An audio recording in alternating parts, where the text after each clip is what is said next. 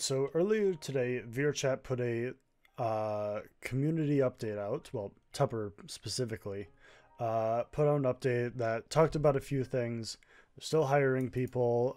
Virtual base happened, but what I'm interested in here is the screenshot of the facelift, as Momo called it, for Udon, and all the different like visual adjustments and updates that they've made to a lot of it. Some of you may have already seen this. I already shared the picture on my Twitter earlier today. But there's a lot going on here, mostly with colors and scaling. But to put everything into proportion here, this is actually a little bit hard to see. If I try to scroll in here, it's not a whole lot better. I ran it through Waifu2x, and let me just pull it up. It's moved around a little bit, but you can kind of figure out what the actual variables are. To start off with, I'm actually not going to talk about any of the stuff we see here, but rather compare it to how this would look normally in Udon. So I've gone ahead and recreated the entire system that they have here in the version of Udon that we have right now. So if we look over here, this is my row of all the different variables we have. And come on, full screen that. There we go. Come on, there we go. If I tab back to it, over here in the corner, we have a variables box, which appears to be a segment of your screen that will always be in this location no matter where you scroll around to, and is independent of the scale of the zoom. Because like here, this is the size of the compile, recenter, reload button. This isn't someone with a massive like 8K monitor or something. This is obviously them zoomed out so that they can look at their whole script. So all of the variables that they have up here go into different segments and like drop downs. So the quaternion value is the name that they've given this variable, and over here it tells you what it is a quaternion, or a rotation of something, and all the likes. Here it says sync value types linear, so I'm guessing that this would be more of that's how like these values sync around it. I don't know if you will have different boxes for different syncing sections, but right now it looks pretty gray, so I'm wondering if it's not even like enabled as it is in this state. But this is a huge help from the system we have now, in which the variables are individual nodes that have to get placed in your scene as well, and their positions are entirely arbitrary. It does not matter where these things go, it is entirely based on organization, and having a set place for these variables to be at is incredibly helpful for this kind of thing. Down here is a little roadmap, I guess. It's a little zoomed out basic version of the graph that we can see from here. So if you see, it cuts off pretty close to the edge here, but if we look over here, there's a little bit more space around here. So this is just like the active area, and you can move back and forth, presumably with like the controls and everything. Different colors for different types of nodes, I guess. But speaking of different colors for different types of nodes, let's take a look at some of these. So here we have like a bunch of different colors going around everywhere. If we look at our normal stuff, pretty much events are green and everything else is blue. I don't actually think anything else in this script is any other color. Yeah, everything else just has a single blue line through it. And all events are green. All variables have the same blue. It's pretty rudimentary. All of the nodes kind of look like each other. Here, it's incredibly distinct from a distance, which nodes can be what types of things. So here we got a conditional and. It's a very light teal. The branch is a pink. Update is a white. However, white is not a color that is synonymous along all events. So I'm not sure if you choose your own colors for these or if every event just has a different color. But here we have like a kind of a white or light gray for update. And over here we have a like bright blue for late update. So I'm uncertain what kind of styling, if this is like a preset or if you get to set it yourself. One thing that makes me question that is up here there's a check mark for style. Whether or not this is just for like their dev purposes to toggle back and forth between the new and old things. Maybe, I don't know. It's just kind of like a funky bool sitting here right now, and I think these buttons might also get reskinned a little bit more. These are buttons we have anyway. But this indicates to me that there's probably going to be some customization to how these things get colored around. I'm not certain of this, or again, this might also just be a dev thing where they're like, I want to see the new versus the old. Who knows? The background of this area is much darker as well than if we come in here. In fact, this gray is like the background gray is essentially an in-between of the light and gray sections on the nodes that we have already. And if we come in here, it looks much darker than anything else we have. There also doesn't seem to be a like very obvious like 10 place grid, where in here we have a like obvious like count by 10 get bigger interval sections in here. And instead we just have the grid itself completely like void and everything. We also don't have the Udon logo in the background. That's fine. I really had nothing against it being in the background. What I did have a problem with was, well, the glitch where every time you reload your graph or something, actually reloading the graph seemed to fix it, so I had that wrong. One of the things that you here, if I just shift space, there we go, shift space, it just kind of like puts it on top of all of the nodes and everything, and then you have to update each one individually for it to render over the logo. It was just like a glitch that I thought that they would probably patch. I didn't realize that they would just remove the logo entirely, or maybe they haven't and they'll have it back in for the actual pushed version of this. Who knows? Another thing, the noodles between everything are much less like wiggly noodles and are instead sharp, like jagged connections between everything in a much more kind of neon, like cyberpunk aesthetic that fits all the other colors and the dark background that they've gone with. Right here, this one I noticed is a little bit like wiggly like the old ones. I'm not sure if this isn't just automatic smoothing when it's this close or what, or if this was just another connection that needed to be updated. But it looks a bit smoother than the other things, though that could just entirely be its close proximity. Let's see, what's another thing? Ooh, so another thing with the noodles themselves, in this version, as you see, here, let me just reload.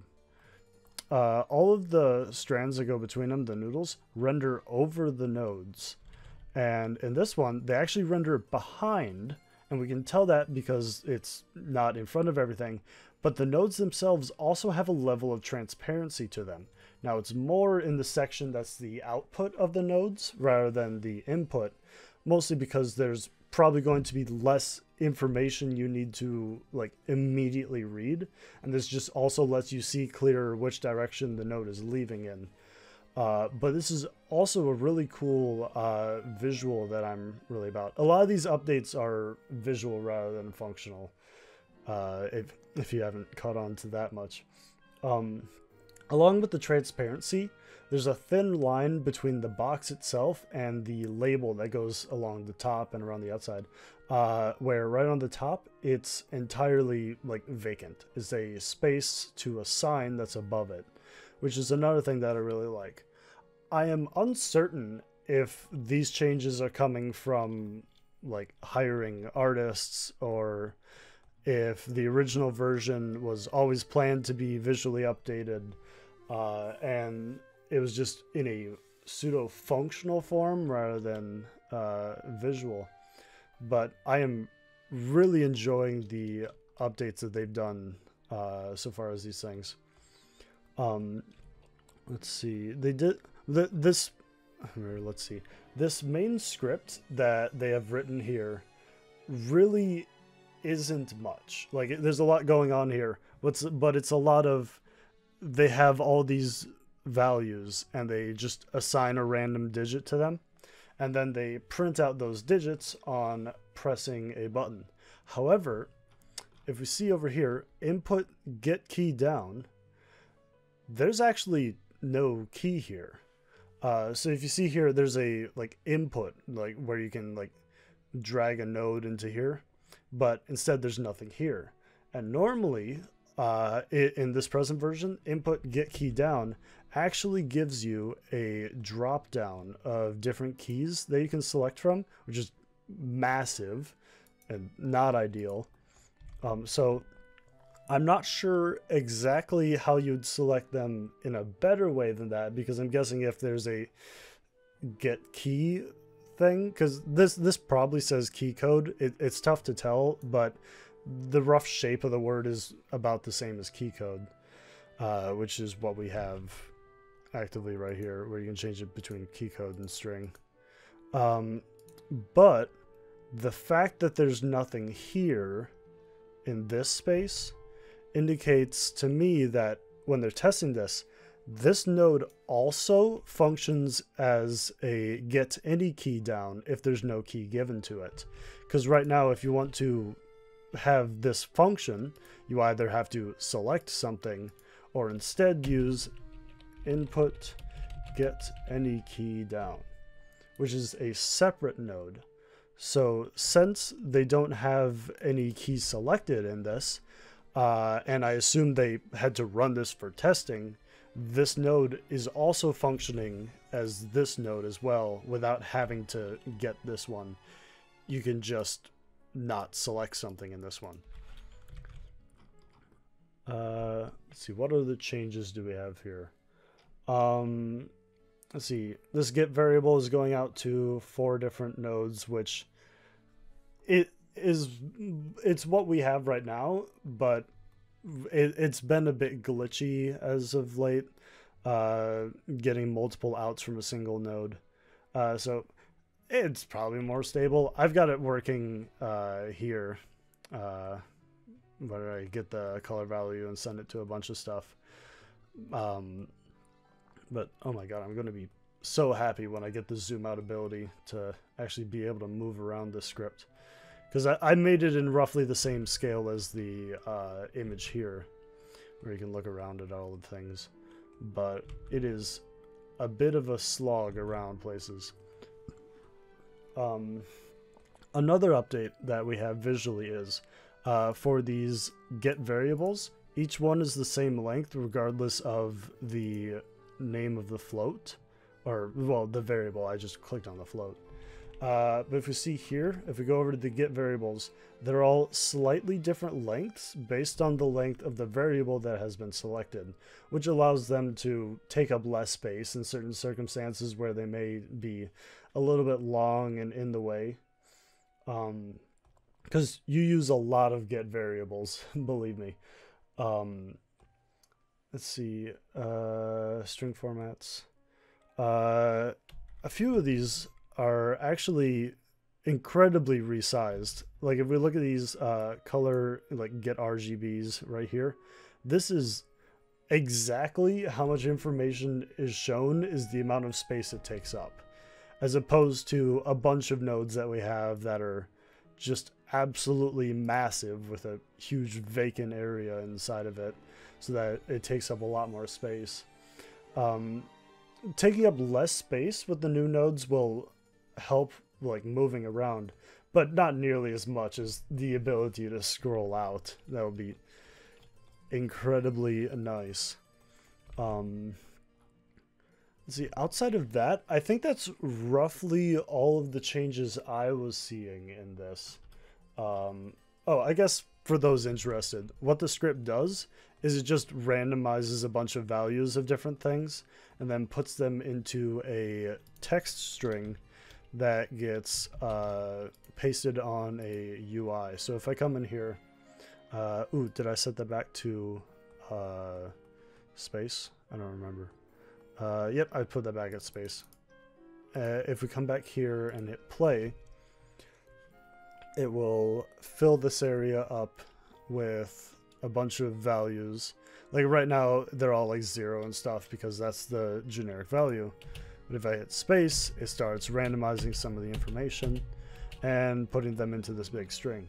That's essentially what the graph does that they gave us. It's obviously just something that they use to show off all the different node colors and the likes.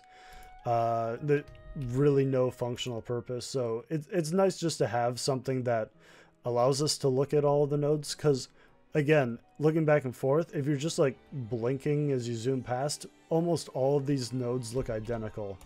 Whereas if we look at this one, all of the nodes have their own like shapes, colors, like variables. If we have a like string format, this starts with a lowercase s. Like it's just, there's a lot of things that they do to kind of make it feel like each node is a different recognizable thing from a distance, which is great because with the ability to zoom out, you'll probably be looking at your nodes in a much smaller format for longer periods of time. I don't know what this circle is here. It's probably from whatever screenshot tool or mouse the person was using at the time for this. But yeah, I think that's all of the updates I've been able to pick out of this script that they've posted. I can't wait to see more of this, mostly because I'm super huge on how this looks, and I'm not huge on how this looks. I think that's about it. This has been a bit more of a off-the-cuff video than I've been doing as of late. If you guys are interested in these update breakdowns, I can definitely do more of them. I had a lot of fun recreating this entire script from the smudgy and almost unreadable information we were given here. A lot of it had to be inferred and moved back and forth. The order of these variables is almost certainly incorrect in the way that I have them here. But I'm not someone who normally uses like strings or like constructs them together with formats and stuff. So this was actually the first I've ever used string formats, and they're really nice in the way that you can set them up to do different things. But now I'm just rambling. This is the end of the video. I hope you enjoyed. We'll see you next time.